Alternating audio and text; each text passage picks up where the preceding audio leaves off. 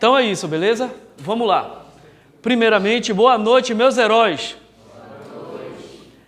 Então, o que foi feito na aula passada? Nós vimos a respeito de grandezas físicas, sistema internacional, vimos aqui os múltiplos e os submúltiplos, vimos também essa parte aqui dos múltiplos, onde tem o quilo, mega, giga, e também vimos aqui os submúltiplos, que são milho, micro, nano, pico, e tem aqui essa relação. Vimos também a respeito de vetores, as características de vetores, como é que faz também para fazer os cálculos, como é que vai adicionar vetores, como é que vai relacionar eles, as componentes também. Fizemos também, inclusive da decomposição, foi explicado essa parte aqui. Vimos também aquelas noções iniciais de cinemática, posição, aqui referencial, etc. Vimos também a equação aqui da velocidade média, como transformar aqui de metros por segundo para quilômetros por hora. Vimos também a noção, a física de aceleração, que a aceleração ela é, na verdade, a variação da velocidade pelo tempo. Aí eu expliquei aqui. Também mostrei aqui a respeito da equação do sorvete, que é a equação horária da posição. Fizemos algumas análises aqui desses gráficos, inclusive desse daqui, que é de velocidade pelo tempo. Vimos também a respeito do movimento retilíneo uniforme. Aí tem são três equações, na verdade. Essa equação do Voat, que é o V igual a V0 mais AT. Aí tem as características desses gráficos, que o Enem, cara, o Enem, ele é tarado por gráficos, cara. Então, fizemos essa análise aqui bem profunda. Aí tem a equação do sorvetão. Fizemos também a análise dessas equações, desses gráficos também. Um que está sorrindo e outro que está triste, lembra? O que está sorrindo é a aceleração positiva. E o que está triste, a aceleração é o quê? Negativa. Aí vimos no movimento circular uniforme sobre o período e a frequência. Qual é a diferença entre um e outro? Vimos também a unidade da frequência, que é Hertz, e que dá para converter para 60 rotações por minuto, RPM, rotações por minuto. Vimos também que o período é o inverso da frequência e a frequência é o inverso do período. Aqui eu expliquei mais uma vez a respeito da física, aqui, da ideia da velocidade linear. Vimos também a relação entre a velocidade linear, a velocidade angular e o raio. E também, não te esqueça que a variação do ângulo, ele é em radianos, ok? Tem que ser em radianos. Então, a velocidade angular tem unidade o quê? Radiano, o tempo é segundo, radiano por segundo. Não esqueça disso daí. Vimos a relação também desses dois discos concêntricos, lembra? Dois discos concêntricos e a diferença deles aqui para esses daqui, que tem correia, corrente, e esses outros aqui que tem engrenagem. Tem uma diferença aí também. Aí foi visto na aula passada. E aí a gente entrou na dinâmica. Eu falei a respeito da força elástica, expliquei aqui a respeito do K e esse ΔX aqui da mola. Também eu falei a respeito da segunda, da primeira e também da terceira lei de Newton. Vimos também a respeito dessas noções do atrito, onde o atrito ele tem uma força, a gente chama de Φ, que é a força de atrito, é esse coeficiente o coeficiente de atrito, que ele pode ser cinético ou estático, e também essa força normal aqui. Na continuação do atrito, vimos também a respeito da velocidade com que entra numa curva. Aí vimos que ao entrar numa curva, precisamos ter como noção que e se a curva for fechada? Aí, se ela for muito fechada, não tem como fazer ela, porque ela está muito fechada. Se tu entrar numa velocidade muito grande, então tu não vai conseguir fazer ela. E se a pista estiver molhada, também tu tem que reduzir a velocidade, porque o atrito ali está ficando menor. Então, por causa disso, se o atrito está menor, a tua velocidade tem que ser menor, porque senão tu vai derrapar. Então, ou seja, a velocidade máxima em uma curva vai depender do coeficiente do atrito, vai depender do raio, ou seja, a curva fechada ou aberta, e também, óbvio, da aceleração da gravidade aí, a gente viu na aula passada. Vimos também a respeito da gravitação, aí eu falei o que tem de semelhante dessa equação da força com a equação, essa aqui é a força gravitacional, com uma outra equação. Como é o nome dessa outra equação que é bem parecida? Essa equação aqui é da força, o quê? Elétrica, da força elétrica. Então, a força elétrica ela é bem parecida com essa equação da força gravitacional. Aí eu mostrei aqui. Vimos também sobre as 3 leis de Kepler. Lei das órbitas, lei das áreas e também a lei dos períodos. Vimos também ali no finalzinho já da aula a respeito do trabalho da potência, do rendimento, né? E da potência também. E essa potência também. Aí eu mostrei que a potência ela pode aparecer, cara, falando em coisa, o Enem ser tarado, o Enem também é tarado pela potência.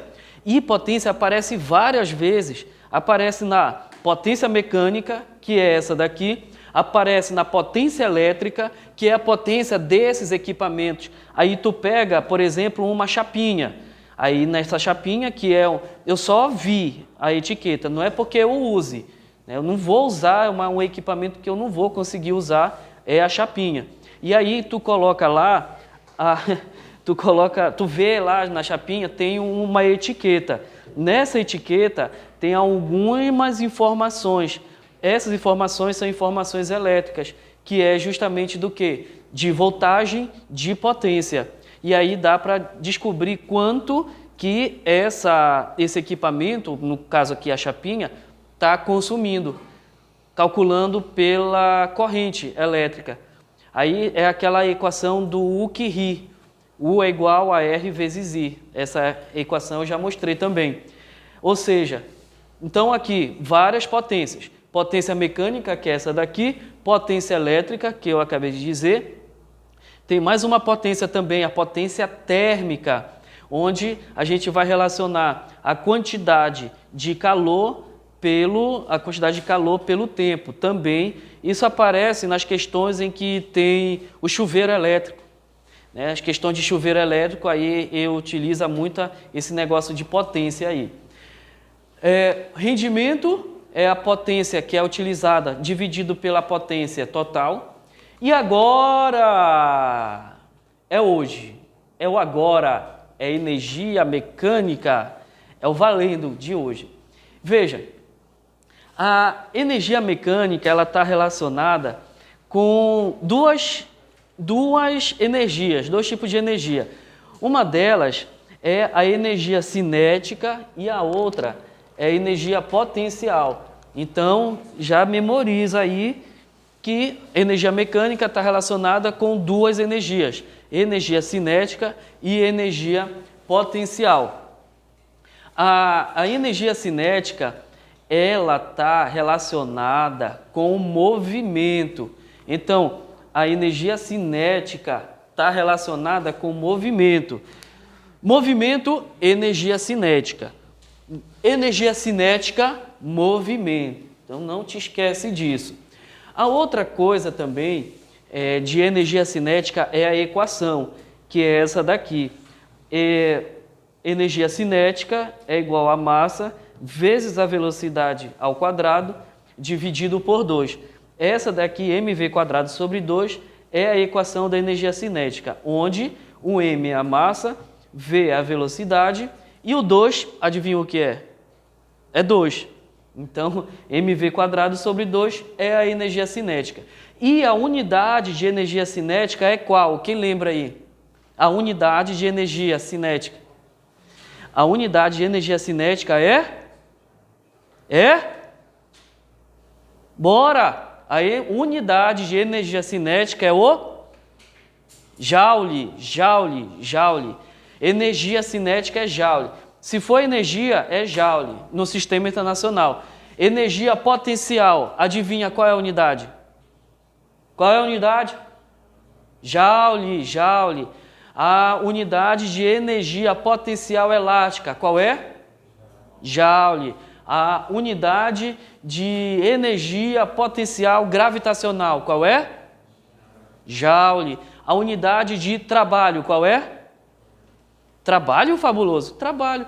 Porque o trabalho é uma forma de conversão de energia. Por isso que também o trabalho, a unidade de trabalho no sistema internacional também é o joule, beleza? A outra coisa aqui, falando em energia potencial gravitacional, está aqui, a equação é MGH, mulher grávida no hospital, onde M é a massa, o G é a aceleração da gravidade e o H é a altura. Então, como é que relaciona essas duas coisas, a energia cinética e a energia potencial? Como é que eu vou saber? Veja só, a coisa mais clássica do mundo é hidrelétrica. Então, outra coisa que o Enem é tarado é por usina. Pode ver, cara. Usina hidrelétrica, usina nuclear, então, usina termoelétrica, inclusive. E aí a gente vai ficar na usina hidrelétrica. A usina hidrelétrica, ela tem uma represa, essa represa vem bastante água, deixa a água bem represada, e aí com uma altura bem grande. Então, enquanto essa água está lá em cima, ela está com altura. Se tem altura, tem, olha aqui, ó, se tem altura, tem energia potencial gravitacional. Se tem altura, tem energia potencial, o quê? Gravitacional. E aí, essa água vai cair, sim ou não? Vai cair ou não vai? Vai cair. Enquanto ela está caindo, ela está perdendo altura. Ela está perdendo o quê?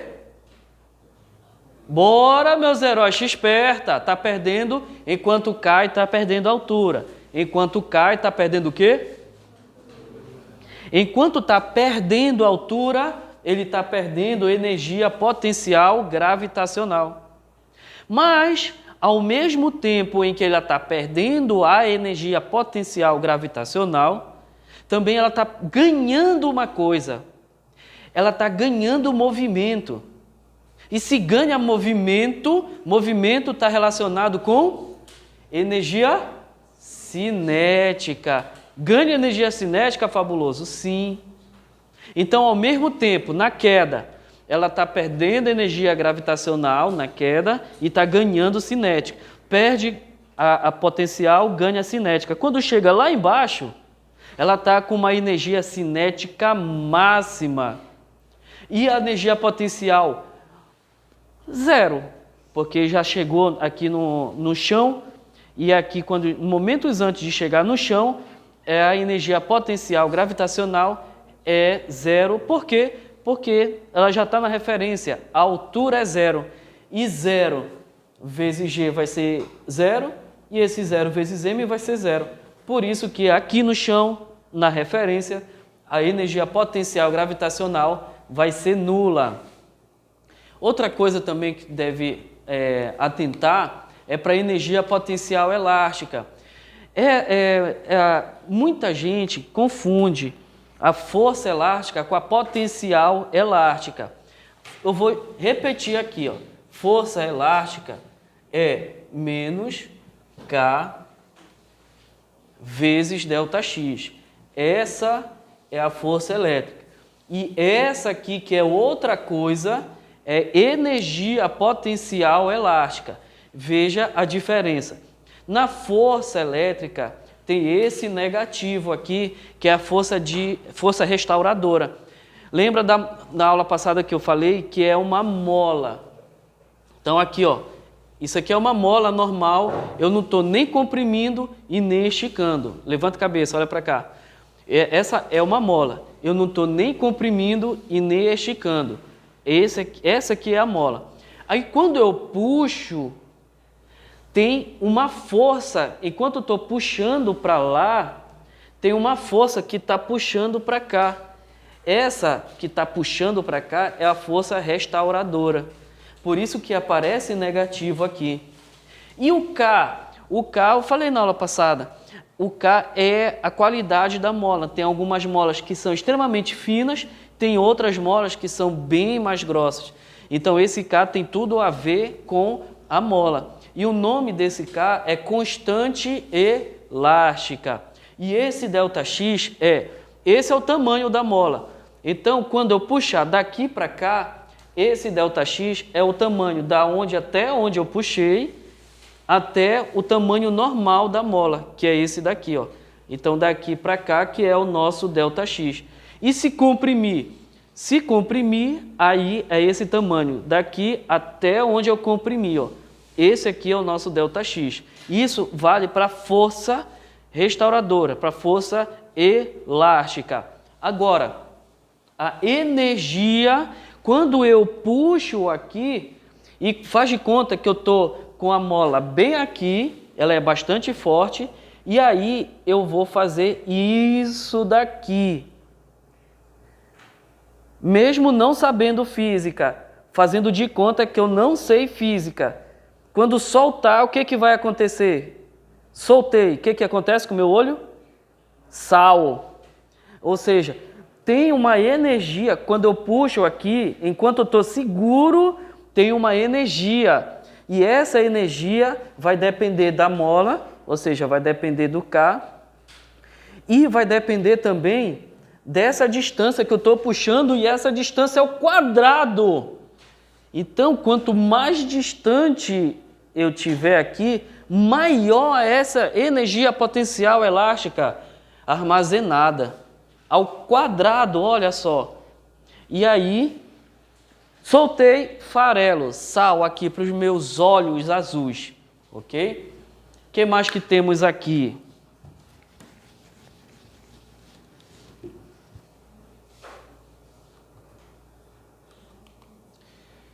Bom, segundo Lavoisier, na natureza a energia não pode ser criada nem destruída, apenas o quê? Transformada. Então, olha só essa frase. Vamos analisar essa frase. Vamos refletir. Faz cara de que está refletindo. Isso. Vamos refletir. E aí, refletindo, Lavoisier, fica aí. Lavoisier fala que a energia não pode ser criada. A energia também não pode ser destruída. A energia, ela só é transformada. Então, vamos analisar. A energia que está vindo, dessa central aí, está vindo aqui esse vento está um vento bastante frio, né? Mas esse, entre aspas, frio é porque, o que está acontecendo? É porque ele está retirando o calor de algum local. Por isso que ele está frio. E ele está retirando o calor de onde? Daqui. E aí ele vai jogar esse calor para algum lugar. Para onde que ele vai? Para a central, lá fora. Exatamente. Por isso que a central lá fora, aquele equipamento grandão lá, é por isso que ele fica extremamente quente lá do lado de fora. Ele fica muito quente. E aí é o mesmo princípio também da geladeira. Do lado de dentro está gelado. E do lado de fora, ali naquela parte de trás, o que está lá? Exatamente, está quente. Então, olha só, meus heróis, a energia ela está sendo sempre transformada. E ela não pode ser criada do nada, ela também não pode ser destruída. E isso daqui foi Lavoisier que falou. E isso tem tudo a ver com a energia mecânica, que essa energia mecânica vai ser a energia total do corpo que está relacionado com o movimento, está relacionado com a altura. Então, significa dizer que a energia mecânica vai ser a energia cinética somada com a energia potencial. E essa energia potencial pode aparecer uma ou outra lá nas tuas questões. Pode aparecer energia cinética com energia potencial elástica, né? Quando tiver aquela questão de massa-mola. Pode aparecer também, o cara está descendo numa ladeira de corrimão, rolemã. E aí o cara está descendo, o que está acontecendo? Energia mecânica, está perdendo altura. Aí pode ser também uma questão que seja uma questão inclusiva. O cadeirante, ele está descendo numa ladeira. E aí vai ter uma energia mecânica associada, que ele está perdendo a altura e está se movimentando. É o somatório, então, aqui, ó. Somatório da energia potencial com a energia cinética aí. E aí tu tem que entender duas coisas. A primeira das coisas é o sistema conservativo. A outra coisa que tu tem que entender é um sistema não conservativo, que está bem aqui, o sistema não conservativo. Não conservativo está bem aonde? Que eu não tá aqui. Então, essas duas coisas aqui tu tem que entender. Em muitas questões vai ter ali o sistema conservativo e o sistema não conservativo. Tu tem que entender para fazer a questão. Primeira delas é que no sistema conservativo, essa energia vai se transformar integralmente. Ele vai se conservar integralmente. Não vai ter perda de energia. Agora, olhando aqui para mim, olha, aqui o pincel, e eu vou soltar ele. Quando eu soltar, escuta aí. Então, o que aconteceu? Aqui ele estava com uma energia potencial. Quando chegou lá embaixo, à medida que ele estava perdendo altura, ele estava perdendo energia potencial, gravitacional. E à medida que ele estava caindo, ele estava ganhando energia cinética. E para esse sistema conservativo valer, não era para ele nem fazer barulho lá no chão. Por quê? Porque quando ele chegasse lá, nenhuma energia ia ser perdida. Então, quer dizer que perdeu energia, fabuloso? A resposta, sim. Aí eu te pergunto, qual foi a energia perdida, então? Qual foi essa energia perdida? Aqui, ó. Qual foi essa energia? De novo, então vamos lá, olhando aqui para mim. Duas energias estão associadas nessa queda. Uma é energia cinética e a outra é qual? Energia? Bora, meus heróis, qual é? Uma é energia cinética e por causa da altura, qual é essa energia? Exatamente, essas duas. O somatório dessas duas energias dá o quê? A energia mecânica. Mas eu te falei que nessa queda perdeu uma energia. Essa energia foi qual? Que foi perdida então? Em forma de quê? Não foi nenhuma dessas duas, é uma outra. Foi uma energia associada à temperatura. Então, na queda aqui, ele aqueceu um pouquinho, mas aqueceu. Aí perdeu um pouco da energia. Outra energia também que se perdeu, sabe que foi em forma de som. Em forma de som. Então, fez barulho, então já perdeu um pouco de energia. Percebeu? Então, esse sistema aqui que eu falei aqui é o sistema não conservativo, que ele perdeu alguma energia. Então, houve, olha só, uma perda de energia em relação à perda inicial. Então, são essas duas coisas, sistema conservativo e também não conservativo. O que mais que podemos ver aqui? Conservação do movimento. Essa conservação do movimento está relacionado com duas coisas, com momento linear, que também é chamado quantidade de movimento. Lá nas tuas questões vai aparecer momento linear, mas também pode aparecer quantidade de movimento. Então, quando tu vê uma coisa ou outra, aí tu já sabe o que é. E o que é, então, essa quantidade de movimento, esse momento linear? Ele está relacionado com a inércia do corpo. Ela está relacionada com a inércia do corpo, ou seja, quanto que eu consigo mover um carro, por exemplo, o carro parado. Então, ele tem uma certa inércia, eu consigo mover ele. Mas, e se eu conseguir empurrar uma pop? Aí tem uma certa inércia. Então, só aí de carro, entre o carro e a pop, tu já sabe que o carro ele tem mais inércia, ele tem, nesse caso aí, mais massa do que, no caso aqui, a pop, que tem menos inércia. E a quantidade de movimento é justamente isso, está relacionado à inércia.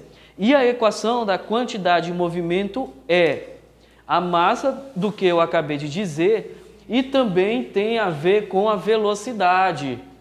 Agora, veja só, até eu falei numa aula aqui, o que é preferível ser batido? Deus o livre, não vai acontecer. Mas se for algo inevitável, uma pop com 100 km por hora, que ela chega tranquilo, ou tu ser batido por uma pop com 10 km por hora. Com 10. Então, significa dizer que a quantidade de movimento tem a ver não só com a massa, mas também com a velocidade. Então, de novo, quantidade de movimento, massa vezes velocidade. Quantidade de movimento, massa vezes velocidade. E qual é a unidade, então? A unidade de quantidade de movimento é o quilograma vezes metro por segundo. Por que o quilograma vezes metro por segundo? Porque a massa é o quilograma e a velocidade é o metro por segundo. E isso daqui tem a ver também com Newton vezes segundo. Fazendo só uma álgebra aqui fácil, aí dá para chegar em Newton vezes segundo. O movimento linear, ele tem a ver também com o impulso. O impulso, ele está relacionado com força vezes tempo. Força vezes tempo. A variação dessa quantidade de movimento vai dar, então, uma coisa chamada de impulso. E esse impulso está relacionado com força e tempo. Como é que aparece, fabuloso, no Enem? Teve uma questão que relacionou o para-choque dos carros, que antigamente o para-choque era duro, extremamente rígido, e agora não. Esses automóveis de agora, o para-choque é bem maleável, qualquer coisa já quebra, qualquer coisa amassa. E isso daí foi de propósito mesmo, porque em uma colisão, olha aí de novo, em uma colisão, quando era rígido, aí a pessoa experimentava, eu vou fazer grandão aqui a equação. Então, impulso é igual a força vezes tempo. Então, quando o para-choque era rígido, a colisão ela tinha um tempo extremamente pequeno. Então, se o tempo é pequeno, aí a força experimentada é grande. Olha só, são inversamente proporcionais. Então, com um para-choque rígido, duro, o tempo de impacto aqui era pequeno. Quando o tempo é pequeno, a força experimentada é grande. Agora, quando fizeram o para-choque de outro tipo, agora, com o para-choque maleável, que dá para amassável, digamos assim, aí o tempo, enquanto ele está amassando aqui, olha, está amassando aqui, aí aumenta o tempo. Quando tu consegue aumentar um pouco o tempo de impacto, aí a força experimentada vai ser menor. É inversamente proporcional. E mais uma. Égua, meus heróis, se cair uma questão dessa aqui, tu vai dizer, égua fabuloso, valeu, toma aqui esse pacote de Budweiser e tu joga aqui no meu peito, moleque. Porque, cara, tô te falando. A outra coisa que a gente usa aqui é o airbag. O airbag, ele te protege. Então, ele serve para quê? Quando tem a colisão e tu bate no volante, ou até mesmo no para-brisa, Deus o livre. Estou explicando a questão. Mas, em uma possível colisão, aí tu bate a cabeça no volante, ou o peito no volante, e aí o tempo de colisão é extremamente pequeno. Com o tempo extremamente pequeno, a força experimentada é o quê? Repete, meus heróis. Com o tempo pequeno, a força experimentada é o quê? É grande. Então, olha só. Aí com o airbag, o que acontece? Tem colisão? Tem colisão. Mas, quando com o airbag, o tempo tu já consegue aumentar um pouco. Aumenta o tempo, aí a força experimentada vai ser o quê? Menor. Percebeu a importância agora? Então, essa que é a jogada aqui do impulso e como é que cai mais ou menos ali na tua prova. Como é que vai cair na tua prova? Vai cair uma questão dessa? Já era. Tu tá me devendo 2 pacotes de Budweiser. E qual é a unidade aqui do impulso? É a mesma unidade da quantidade de movimento, ou seja, quilograma vezes metro por segundo ou o newton vezes segundo.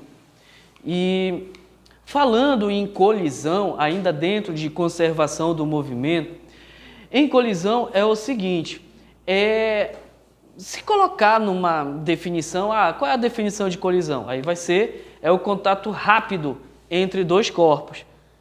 E esse contato rápido pode ser da seguinte forma. Olha aqui para mim que tu vai aprender. Vou até guardar aqui. Olha, levanta a cabeça.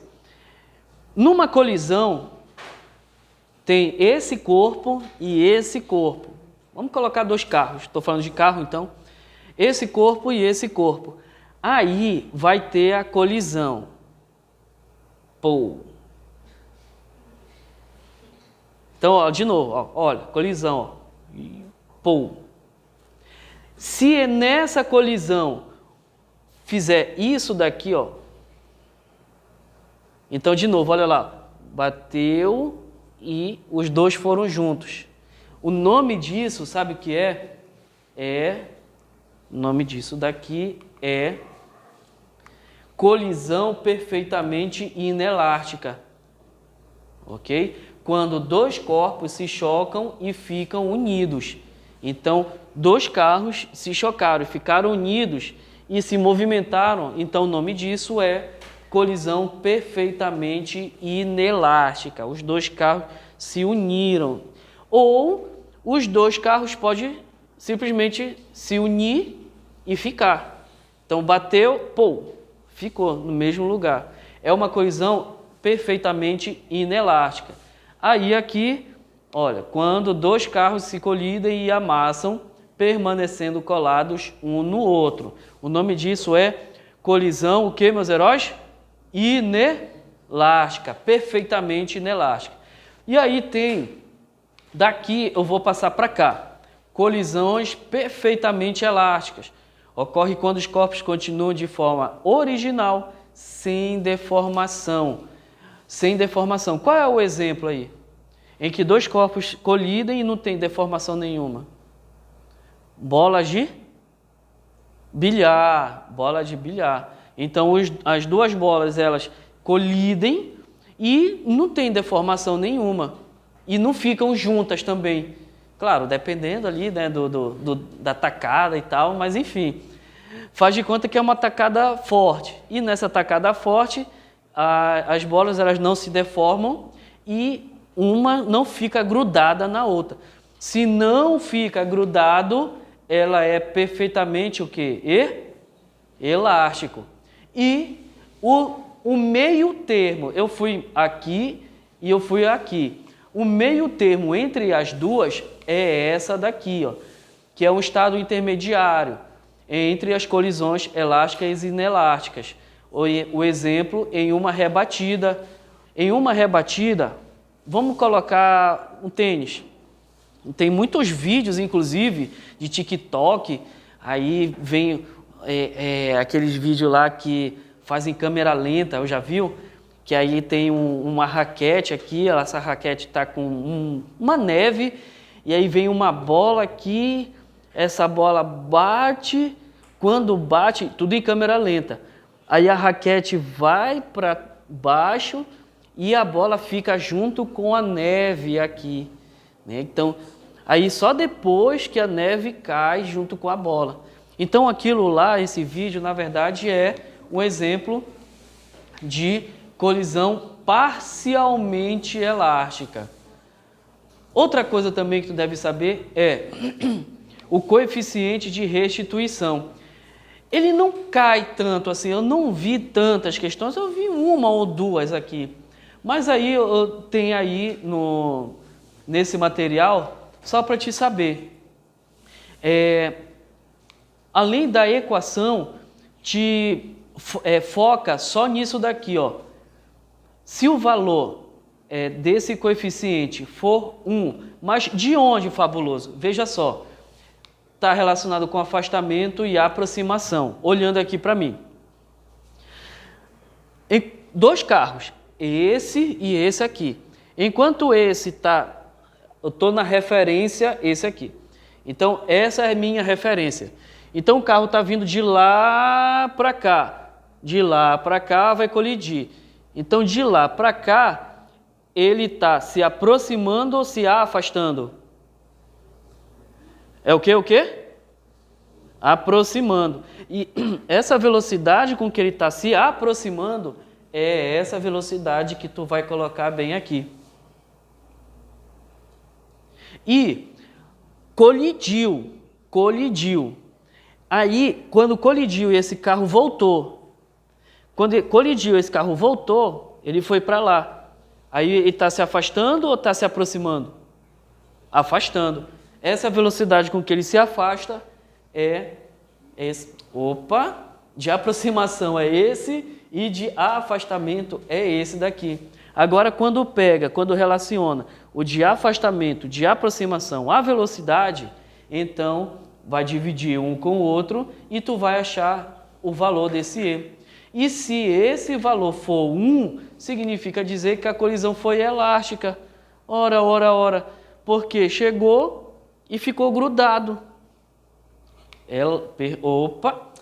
Porque elástico, porque ele veio, a mesma forma que ele se aproximou, ele se afastou. Se aproximou, afastou, então ele tem um aqui, a colisão foi perfeitamente elástica. Agora, e se esse valor for maior do que 0 e menor do que 1? Então, essa colisão foi parcialmente elástica. E se for zero, significa dizer que essas duas aqui, elas deu essa diferença, nessa diferença deu 0, por isso que ele teve uma colisão inelástica. Ou seja, se ele se aproximou, ele não se afastou, porque grudou. Então, quando se aproximou, ele grudou e foi embora. Não teve afastamento. Por isso, então, que a colisão foi inelástica. Em termos de coeficiente de restituição, o que tu deve saber são essas três coisas aqui. Bom, nessa parte da estática, tu tem que saber o seguinte, que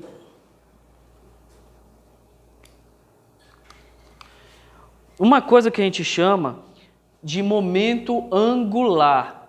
Esse momento angular, ele tem a ver com a força, tem a ver com esse D, que é uma certa distância, que eu já vou dizer, e o seno de um θ. Como assim, fabuloso? Veja só. Deixa eu ver se está aqui. Está aqui. Ó, eu vou colocar assim. Eu vou colocar um apoio bem aqui. Eu tenho essa barra. Eu posso fazer várias coisas com essa barra aqui em termos de movimento. Eu posso pegar ela, olha para cá, olha para cá. Eu posso fazer isso aqui, ó. Eu seguro a barra aqui, tá aqui, ó, o pincel. Eu seguro o pincel e deixo o apoio bem aqui e posso fazer isso, ó. Então a minha força vai ser assim. Percebeu? Essa força, olha para cá. Essa força pode ser assim também, ó. Aí o que vai acontecer com o pincel? Ele está o quê? Não está girando? Está girando, ó. Aí eu posso fazer assim também. Agora, e se eu fizer assim, ele vai girar? Sim ou não? Responde, meus heróis, vamos lá. Se eu fizer assim, ele gira, sim ou não? Sim. E se eu fizer a força para cá, ele gira, sim ou não? E se eu fizer assim, ele gira, sim ou não? Não, não gira. O que tem a ver isso daí com a equação? Como a equação do momento angular é força vezes D vezes o seno θ, esse ângulo aqui é um ângulo zero. E quanto é o seno de zero? O seno de zero é zero. Então, se o seno de zero é zero, 0 vezes D é zero, 0 vezes F é zero, então o momento angular vai ser zero. Então, significa dizer que ele não vai ter momento angular e não vai girar. Agora, quanto é aqui, ó, vou fazer 90 graus, essa força 90 graus. Quanto é o seno de 90 graus? É 1. O seno de 90 graus é 1. Então, aqui ele vai estar relacionado só. Isso daqui, o seno de 90, vai ser 1. 1 vezes D é o próprio D. F vezes D vai ser só aqui, ó. O momento angular vai ser a força vezes essa distância. Então, quando fazer isso daqui, sim, vai ter momento angular e aí ele vai girar. Ele vai girar, inclusive, no máximo. E, veja só, olhando para cá ainda, é a mesma coisa eu fazer, esse aqui é o apoio, tudo bem? Esse é o apoio. É a mesma coisa eu fazer a força aqui e aqui perto, sim ou não? É a mesma coisa? Não é. Não é a mesma coisa. Qual é a diferença, então? Vai ser mais fácil ou mais difícil eu girar? Ó, aqui eu estou girando, ó, e aqui eu estou girando. Aqui é mais fácil ou mais difícil girar? Exatamente, é mais difícil. Então, por isso que tem tudo a ver essa força com essa distância aqui, ó. Quanto mais perto, mais difícil, vai ser menor esse momento angular aqui. Percebeu? É a mesma coisa da porta. Então, aqui está aqui a porta, ok? E aqui a dobradiça e aqui a maçaneta. Aí, olha só, a distância vai ser o tamanho da porta. Aí aqui é a maçaneta. E aqui eu vou girar. Aqui tá beleza, vai ter momento angular. Aqui é o apoio, ó, as dobradiças. Vai ser firmeza. Agora, e se eu tentar abrir e fechar, segurando bem aqui na porta, não é difícil abrir e empurrar aqui? Então significa dizer que tem tudo a ver, além da força, a distância aqui, para calcular o momento angular. Outra coisa que também tu tem que saber é a respeito dessas três coisas aqui, que são as alavancas. Essas alavancas eu vou dar um zoom, que é para te mostrar legal o que são elas.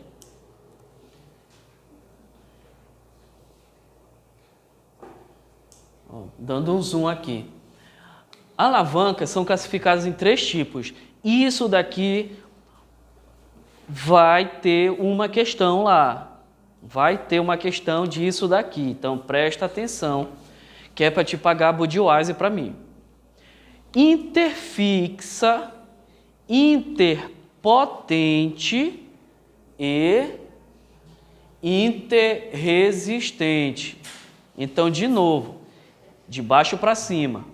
Interresistente, alavanca interpotente e alavanca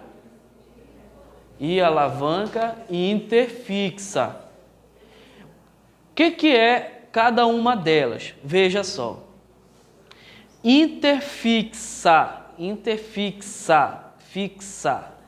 Fixa. Tá vendo esse X?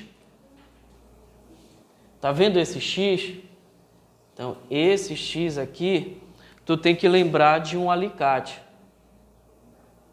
O Fabuloso tá feio isso daqui, não importa. O que importa é que lembrar que é um alicate. Os outros aqui, tem X, sim ou não? Sim ou não? Responde, meus heróis, sim ou não? Não tem X. Então, qual é que tem X? É o quê? O quê? Bora, meus heróis, é o quê? Interfixa. Interfixa, tu tem que lembrar de X. E o X, ele vai te refletir ao quê? O quê?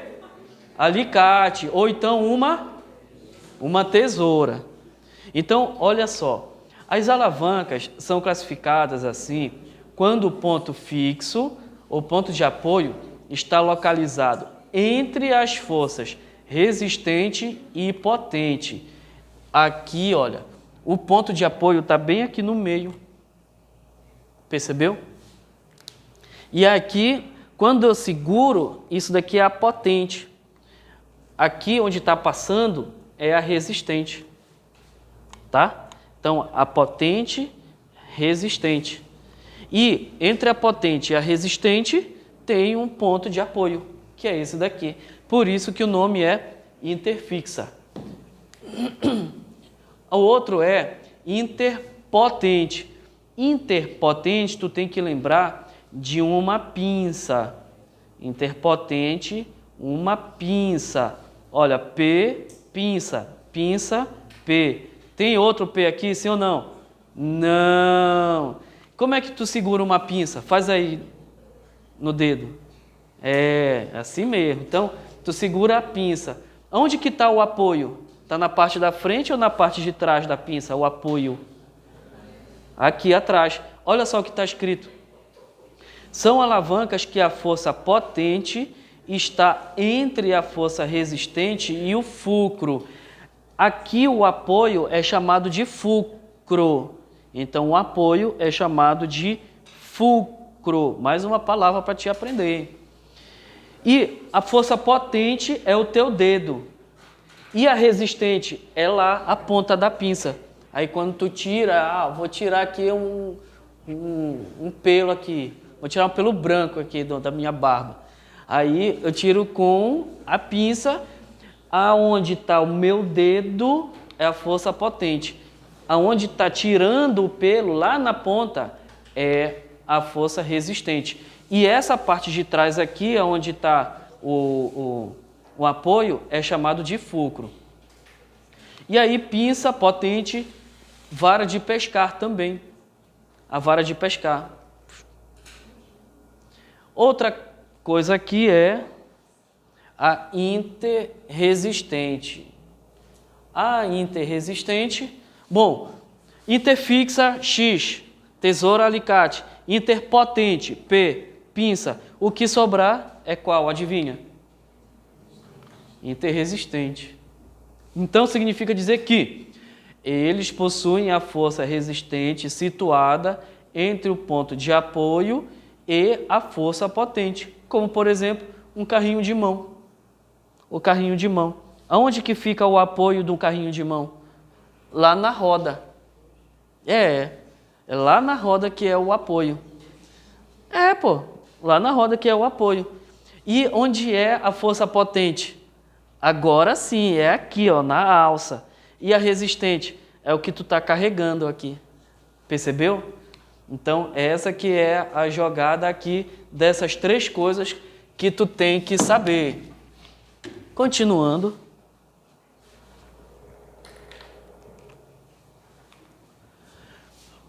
Não boto fé. Ih, caramba. É porque tem que... Ó. Ih, rapaz. Só pode ser o cabo, hein?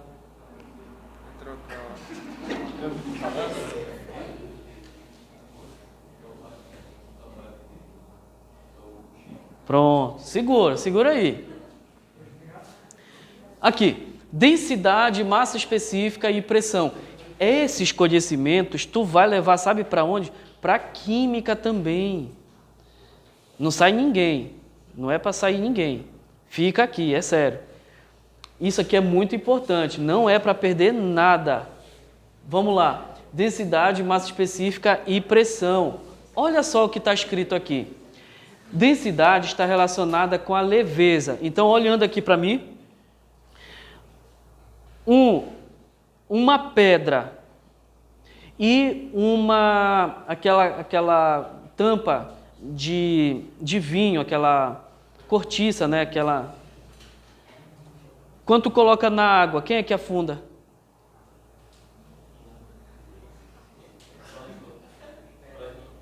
A pedra e aquela tampa de vinho, de garrafa de vinho, Então, o que é mais denso, então, entre a pedra na água e essa cortiça na água?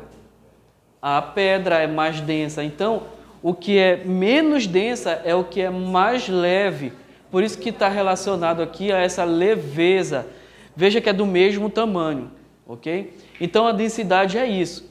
E a densidade é a massa vezes volume. É a massa sobre volume. Densidade é a massa sobre volume. Densidade é a massa sobre volume. Agora, veja só. Tem densidade e massa específica. Qual é a diferença?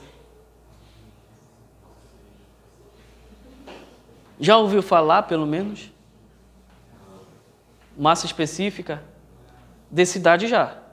Massa específica não. Ó, veja só. É fácil. Densidade, ele está relacionado com corpo. Corpo. Pedra. Pedra, a gente mede densidade. Tá bom? Pedra. Cadeira. Mochila. A gente relaciona com densidade, porque é corpo. Agora, substância, água e óleo. Tu sabe que quando coloca água e em cima coloca óleo, o óleo afunda, sim ou não? Sim ou não? Não afunda, porque o óleo ele é menos denso do que a água. Se é menos denso, então significa dizer que o óleo tem massa específica menor do que a massa específica da água. Percebeu? Então essa que é a diferença, porque massa específica tem tudo a ver com substância. Tá beleza? Essa aí tu sabia, sim ou não? Sabia? Olha lá. Égua, meus heróis. Eu tô besta. Foi ao contrário. Então é isso, massa específica, densidade. Outra coisa que tem que saber é a respeito de pressão. Tá vendo isso daqui? Faz isso daqui. E fabuloso eu não quero fazer porque eu não tenho um lápis. E ele não está pequeno. Não, faz assim, pô, com uma caneta, com a tampa da caneta. Faz? Faz, isso. Aonde tu está sentindo um pouquinho mais de dor, é onde é? Exatamente, na pontinha. Então isso significa dizer que na pontinha tu está sentindo uma pressão maior. E essa pressão maior tem a ver com a área. Uma área pequena, a pressão é grande. Numa área grande, a pressão é pequena. Percebeu? E isso tem tudo a ver com essa equação aqui, ó. Pode ver que inversamente proporcional. Tu vai sentir uma força, essa força experimentada aqui vai ser inversamente proporcional. Quando a área é pequena, a pressão é grande. Quando a área é grande, a pressão é pequena. E qual é a unidade de pressão? Tem várias, cara. Tem várias. Tem o Pascal, tem o Newton por metro quadrado, tem o atmosfera, tem o libras por polegada ao quadrado, né? São essas que eu me lembro agora, mas ainda tem, se eu não me engano, ainda tem mais duas. São as unidades de pressão. Outra coisa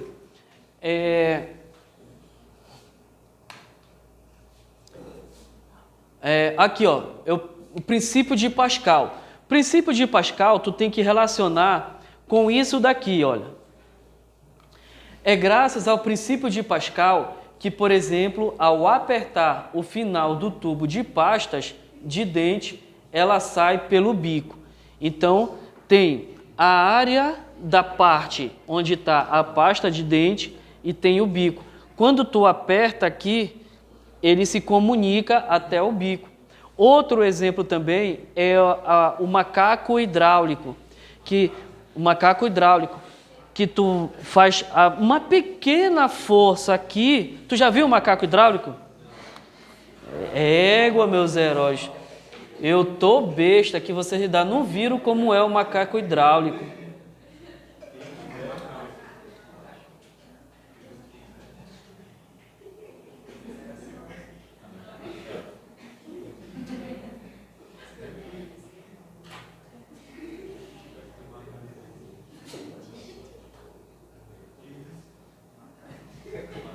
Isso aqui é o chão, isso aqui é o macaco hidráulico. E aqui tem uma pessoa aqui, ó. É um carro gigante aqui, ó. É para te lembrar mesmo.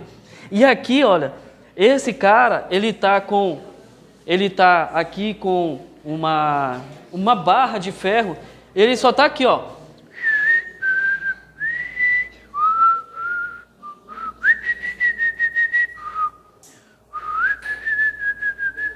Ele aqui tá na manha aqui, ó, fazendo, olha aqui, olha, ele tá subindo o carro aqui, ó.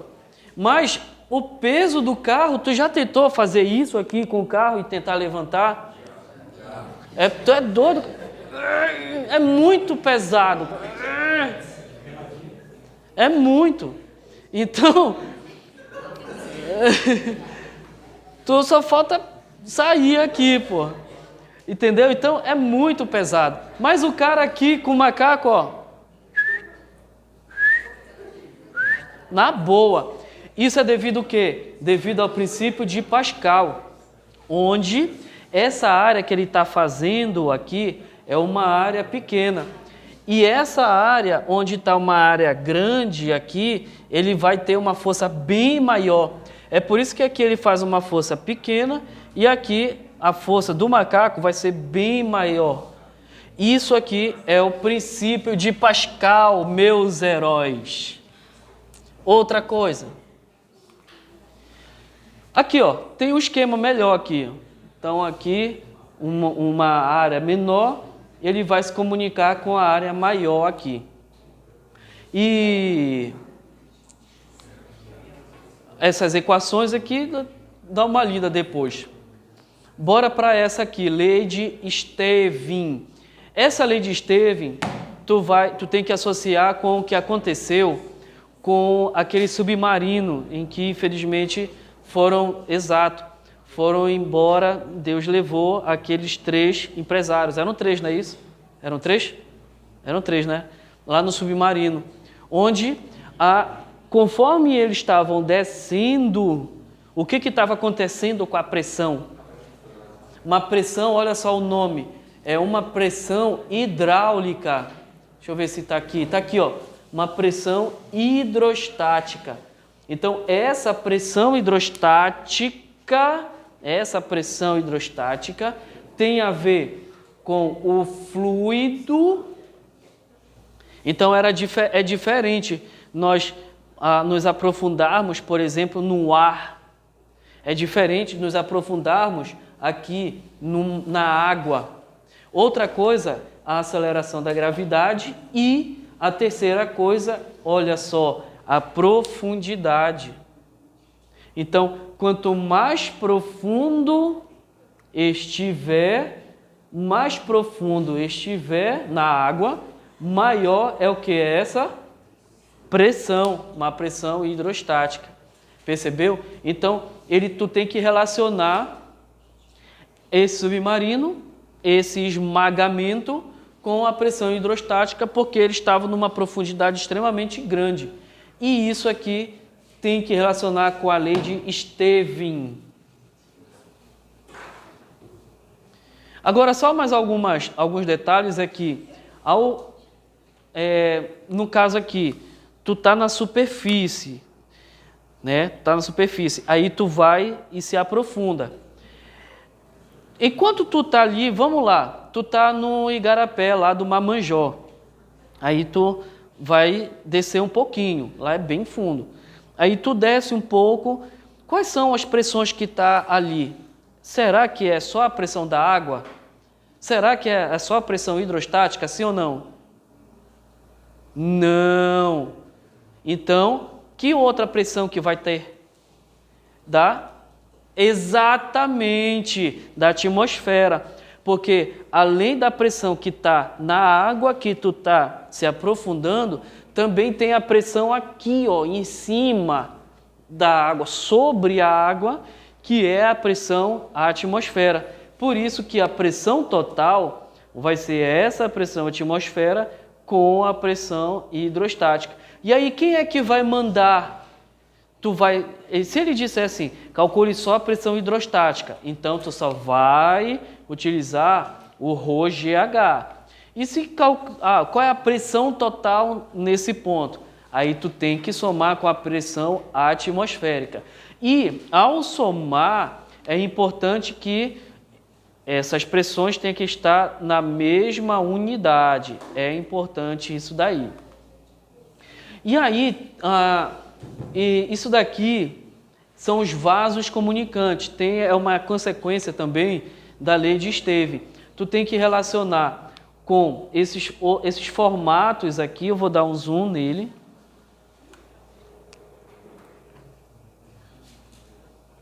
Vou dar um zoom.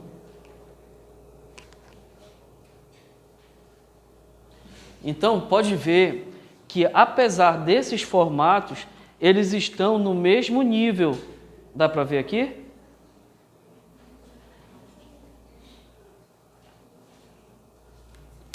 Eles estão no mesmo nível, não importa o formato. Aqui, a origem é a mesma, mas olha só o formato desse, olha só esse formato, esse daqui. É exatamente o mesmo nível de água. Isso é devido ao quê? Devido à pressão atmosférica agindo nele, aqui. Percebeu? E se tampar e inclinar, ele vai estar no mesmo nível, sim ou não? Sim ou não? Não, não vai estar. Por quê? Porque eu estou tirando a pressão atmosférica. eu tampei aqui e inclinei, então ele não vai estar no mesmo nível que os outros. Percebeu? Outra coisa é aqui que ele vai estar em equilíbrio, também é usado muito entre os pedreiros. Aí pega a mangueira, uma mangueira transparente, aí pega aí, moleque, pega aí a mangueira. Aí ele pega a ponta da mangueira e leva lá para outra ponta. Com o dedo aqui, ó, o dedo fechado. Aí vai lá, moleque, aí ele vai lá. E eu aqui, ó, encosta na parede. Encostou aqui, encostou lá. Solta, aí soltou. Quando soltou, o que eu estou fazendo? Eu estou liberando a água para ela receber a pressão atmosférica. E aí, soltou, recebeu a pressão atmosférica, agora espera. Aí a água vai ficar um pouco assim por causa do movimento e eles estão parados. A água lá dentro vai ficar um pouco assim até que ela para. Agora marca. Ele marca aqui, faz a marcação, o pedreiro marca lá também. Ele vai lá e marca. Agora, meus heróis, porém cresça aqui parível. Aqui no chão pode estar inclinado, pode estar a mangueira de um lado para o outro, pode estar em cima de uma pedra, pode estar num buraco assim, não importa como que a mangueira vai estar. Essa ponta e a outra lá vai estar exatamente, o nível da água vai estar exatamente igual. É daí que eles fazem, o piso vai ficar bem reto por causa justamente disso daí. Então, eles estão usando a física para fazer o trabalho deles aí, o trabalho bem feito. Usando, como é o nome? Lei de Stevin, que está dentro da lei de Stevin, os vasos comunicantes. O empuxo, que horas são? 22? O empuxo, deixa eu ver, tá, o último agora é o empuxo. O empuxo, ele está relacionado com a água e está relacionado também com o ar. Só para vocês entenderem, mas a parte técnica mesmo é fluido. O fluido pode ser água, pode ser ar. E aí, olha só, sempre que um corpo está submerso, parcial ou completamente no fluido, esse fluido aplica uma força no corpo. Essa força é o empuxo. Olhando aqui para mim agora. O fluido agora é o ar. Aqui, ó, é o ar. Aí a gente coloca num balão, coloca o gás hélio. Estou colocando o hélio no balão. O balão está enchendo. E o balão enchendo. Aqui, tá bom. Dá um nó aqui na ponta. E aí eu solto esse balão. Soltei. O que acontece com o balão? Começa a flutuar. Isso significa dizer que o hélio ele tem uma massa específica menor do que o ar que está aqui. E por causa disso vai ter uma força que vai empurrar ele para cima. O nome dessa força é o quê?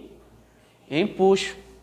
E aí, olha só, digamos que o Fábio aqui e eu estamos aqui no mesmo igarapé, no Mamanjó.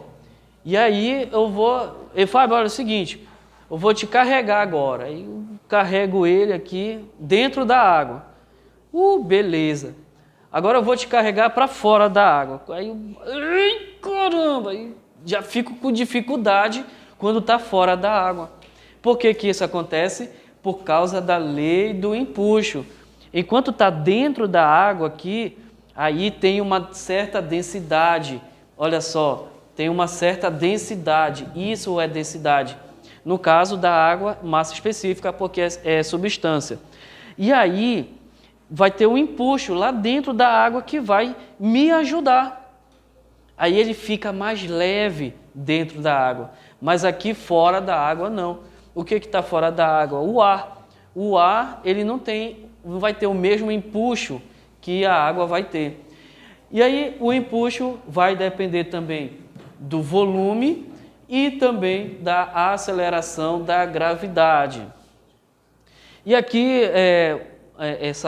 essa coisa que eu estou carregando ele aqui dentro da água é chamado de peso aparente. Esse peso aparente tem tudo a ver com o peso que ele realmente está e com o empuxo feito pela flutuação aqui da água, ok? Inclusive, na aula passada eu expliquei a diferença de peso e massa. Isso aqui é peso, peso mesmo. Outra coisa é aqui o empuxo. O empuxo, a unidade de empuxo é o Newton, porque ele é uma força. E quando o peso do objeto é maior do que o empuxo recebido, esse objeto afunda no fluido em que ele foi mergulhado. Se o fluido aplicar um empuxo maior que o peso do objeto, ele subirá até a superfície da água. Caso o peso do objeto seja igual, ele não vai nem afundar e nem flutuar, porque está igual. Quando o corpo está flutuando em equilíbrio, seu peso é igual ao seu empuxo, ou seja, a força vertical é nula. E aqui, mesmo que um corpo, ao ser completamente submerso, receba um empuxo maior do que o seu peso, ele se encontra flutuando em equilíbrio e teremos um empuxo igual ao peso. E isso é possível, pois o corpo não estará completamente submerso. Esse caso aqui é o caso do gelo. O gelo ele está flutuando, mas ele não está totalmente flutuando. Tem uma parte que está submersa. O iceberg também tem uma ponta que está do lado de fora e tem outra parte que está funda. Então essa é a parte aqui do iceberg. Beleza? Então é isso, meus heróis. Tenham uma boa noite. Foi um prazer enorme estar aqui com vocês.